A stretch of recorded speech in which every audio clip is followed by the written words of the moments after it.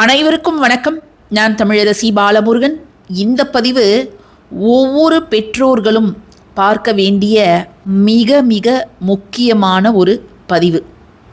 உங்கள் குழந்தைங்க சின்ன குழந்தைங்களாக இருக்கிறாங்க, இப்போ தான் ஸ்கூல் போக ஆரம்பிச்சிருக்கிறாங்க அப்படின்னாலும் சரி, அல்லது டீனேஜில் இருக்கிறாங்க அப்படின்னாலும் சரி, அல்லது காலேஜ் போகிறாங்க, வேலை பார்க்குறாங்க, திருமணம் ஆகிடுத்து, பேரன் பேத்திலாம் நீங்கள் எடுத்துட்டாலும் சரி, அவங்க பிள்ளைகளுக்கு எத்தனை வயசானாலும் உங்களுக்கு எத்தனை வயதானாலும் அவங்க எப்பொழுதும் நல்லா இருக்கணும். பிள்ளைகள் எப்பொழுதும் நல்லா இருக்கணும், சந்தோஷமாக இருக்கணும், எல்லார்கிட்டையும் மரியாதையாக நடந்துக்கணும், நல்ல ஒழுக்கத்தோடு வளரணும், அவங்களுடைய திருமண வாழ்க்கை நன்றாக இருக்கணும், அவங்க வாழ்க்கையில் நல்லா செட்டில் ஆகணும், நல்லா சம்பாதிக்கணும். இதுதான் ஒரு பெற்றோருடைய ஒரு அதிகபட்ச விருப்பம். என்னுடைய வாழ்நாள் குறிக்கோள் என்ன அப்படின்னு போய் நீங்கள் யார்கிட்ட கேட்டாலும் என் பசங்க நல்லா இருக்கணும், அவங்க நல்லபடியாக வளரணும், எல்லார்கிட்டையும் நல்ல பேர் எடுக்கணும், நல்ல பழக்க வழக்கங்களோடு இருக்கணும் அப்படின்னு தான் சொல்லுவாங்க. இன்றைக்கி இருக்கக்கூடிய ரொம்ப ரொம்ப சவாலான விஷயம் ஒரு பெற்றோருக்கு என்ன அப்படின்னு கேட்டிங்கன்னா, பிள்ளைகளை நல்லபடியாக வளர்க்கிறது, அவங்களுக்கு ஒரு நல்ல எதிர்காலம் அமைத்து கொடுப்பது.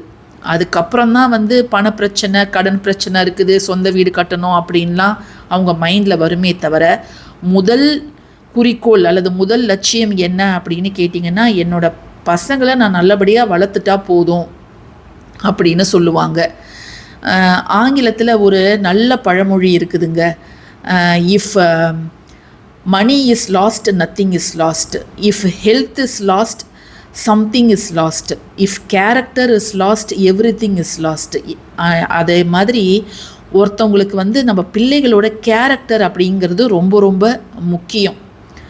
ஒரு பசங்க வளர்கிறாங்க அப்படின்னா அவங்க கெட்டவர்களோடு, கெட்ட நண்பர்களோடு சேர்ந்து அவங்களுடைய குணாதிசயங்களை அவங்க இழக்கிறாங்க. அந்த டீனேஜ் பருவம் வரும்பொழுதே இந்த விஷயங்கள்லாம் நடக்குது. இன்னும் சின்ன பிள்ளைகளாக இருக்கும்போது அவங்க ஒழுங்காக படிக்கணும், அவங்க உடல் நலம் நல்லா இருக்கணும், பெற்றோர்களிடத்தில் மட்டுமல்லாமல் பெரியவங்களிடத்தில் மரியாதையாக நடந்துக்கணும், வீட்டில் சின்ன சின்ன வேலைகளை செய்யணும். ஏன்னா பெற்றோர் அவங்க மேலே எவ்வளோ அன்பு வச்சுருக்கிறாங்க அப்படிங்கிறது அவங்களுக்கு தெரியறது கிடையாது. பெற்றோர்களை எடுத்தெறிஞ்சு பேசுகிறது, அவங்கள ஒரு எதிரியாக பார்க்குறது, இப்படிப்பட்ட சில பிரச்சனைகள் சில பிள்ளைகளிடம் இருக்கும். சில பிள்ளைகள் தங்களுடைய நண்பர்களுக்கு தான் அதிக முக்கியத்துவம் தருவாங்க. சில பிள்ளைகள் சின்ன வயதிலே கூடா நட்பு கேடாய் முடியும் அப்படிங்கிற மாதிரி சில கெட்ட பழக்கங்களுக்கு அடிமையாகி விடுவார்கள்.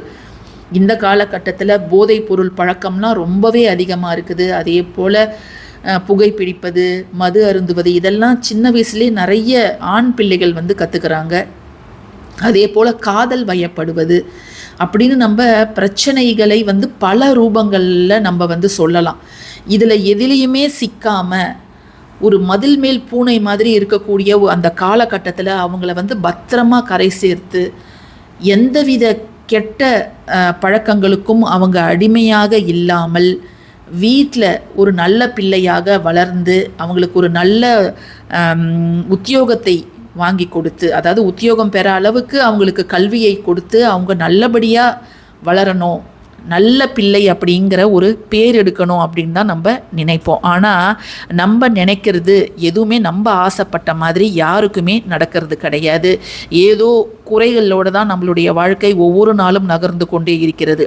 உங்கள் பிள்ளைகளை நினைத்து நீங்கள் எந்த வகையில் கஷ்டப்பட்டாலும் சரி, அவன் பணத்தை ரொம்ப அதிகமாக செலவு பண்ணுறான், அதிக நேரம் ஃபோன் டிவிலேயே தான் இருக்கிறான், ஒரு பொறுப்பு இல்லை, ரொம்ப சோம்பேறியாக இருக்கிறாங்க, ஒரு ஷூ ஷாக்ஸை கூட கழட்டி ஒரு இடத்துல வைக்க மாட்றான், ஒரு குளிக்கிற துணியை அழுக்கு துணியை ஒரு வாஷிங் மிஷினில் போடுறதுக்கு கூட நம்ம சொல்லி தான் செய்ய வேண்டியதாக இருக்குது, ஒரு தலை சீவு ஷேவ் பண்ணுன்னு சொன்னாலே அது ஒரு பிரச்சனையாக மாறுதுன்னா நிறைய பெற்றோர்கள் என் கிளினிக்கு வர பெற்றோர்களே சொல்லியிருக்கிறாங்க.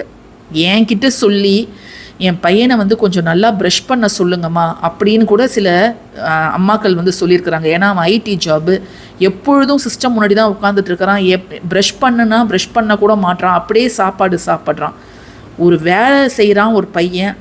நம்ம சுத்தமாக இருக்கணும்னு கூட ஒரு எண்ணம் அவனுக்கு இல்லைன்னா அது என்ன பிள்ளைகளை வளர்த்து என்ன செய்யறது அப்படின்னு தான் தோணுது. ஸோ இதை மாதிரி நம்ம நிறைய பேரை அன்றாடமும் நம்ம பார்க்குறோம், ஒவ்வொரு அம்மா புலம்புறதையும் நம்ம கேட்குறோம்.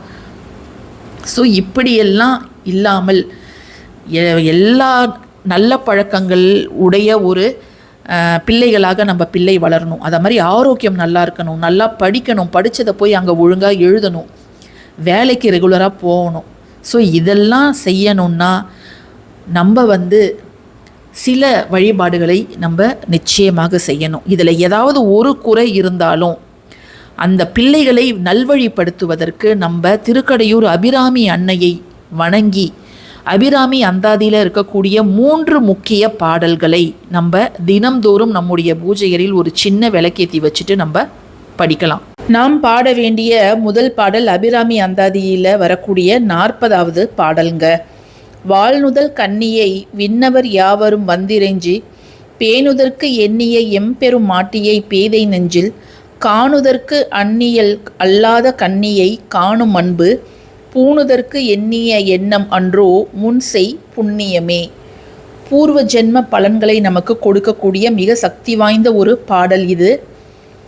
விதியை மதியால் வெல்லலாம் அப்படின்னு சொல்லுவாங்க. விதியால் செய்ய முடியாததை திதியால் செய்ய முடியும்னு சொல்லுவாங்க.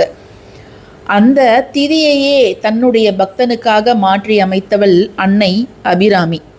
அபிராமி பட்டர் அமாவாசை திதியை மறந்து அன்றைய தினம் பௌர்ணமி அப்படின்னு தவறுதலாக சொல்லிட்டார். அவரை காப்பாற்றும் எண்ணத்தில் அபிராமி அன்னை தன்னுடைய இடது காதில் இருந்த சந்திர தடாகத்தினை தூக்கி எறிந்தாங்க. அது வானத்தில் நிலவை விட பிரகாசமாக ஒளி வீசியது.